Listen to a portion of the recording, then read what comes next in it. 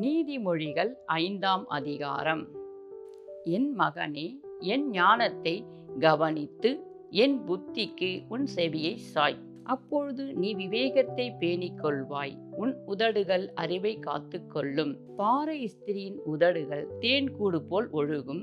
அவள் வாய் எண்ணெயிலும் மிருதுவாயிருக்கும். அவள் செய்கையின் முடிவோ எட்டியை போல கசப்பும் இருபுறம் கருக்குள்ள பட்டயம் போல் கூர்மையாயிருக்கும். அவள் காலடிகள் மரணத்துக்கு இறங்கும். அவள் நடைகள் பாதாளத்தை பற்றி போகும். நீ ஜீவ மார்க்கத்தை சிந்தித்து கொள்ளாதபடிக்கு அவளுடைய நடைகள் மாறி மாறி விகாரப்படும். அவைகளை அறிய முடியாது. ஆதலால் பிள்ளைகளே, இப்பொழுது எனக்கு செவி கொடுங்கள். என் வாயின் வசனங்களை விட்டு நீங்காதிருங்கள். உன் வழியை அவளுக்கு தூரப்படுத்து. அவளுடைய வீட்டின் வாசலை கிட்டி சேராதே. சேர்ந்தால் உன் மேன்மையை அந்நியருக்கும் உன் ஆயுசின் காலத்தை கொடூரருக்கும் கொடுத்து விடுவாய். அந்நியர் உன் செல்வத்தினால் திருப்தி அடைவார்கள். உன் பிரயாசத்தின் பலன் புறத்தியருடைய வீட்டில் சேரும்.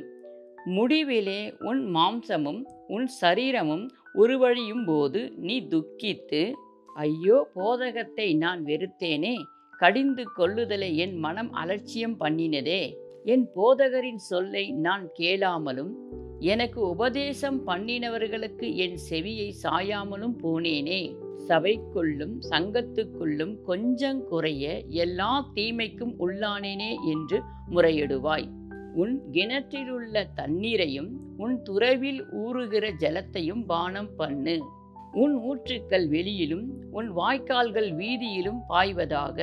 அவைகள் அந்நியருக்கும் உரியவைகளாயிராமல் உனக்கே உரியவைகளாயிருப்பதாக. உன் ஊற்றுக்கண் ஆசீர்வாதிக்கப்படுவதாக. உன் இளவயதின் மனைவியோடு மகிழ்ந்திரு. அவளே நேசிக்கப்படத்தக்க பெண்மானும் அழகான வரையாடு போல் இருப்பாளாக. அவளுடைய ஸ்தானங்கள் எப்பொழுதும் உன்னை திருப்தி செய்வதாக. அவளுடைய நேசத்தால் நீ எப்பொழுதும் மயங்கி இருப்பாயாக. என் மகனே, நீ பாறை ஸ்திரியின் மேல் மயங்கி திரிந்து அந்நிய ஸ்திரியின் மார்பை தழுவ வேண்டியது என்ன? மனுஷனுடைய வழிகள் கர்த்தரின் கண்களுக்கு முன்பாக இருக்கிறது. அவனுடைய வழிகள் எல்லாவற்றையும் அவர் சீர்தூக்கி பார்க்கிறார். துன்மார்கனை அவனுடைய அக்கிரமங்களே பிடித்து கொள்ளும்.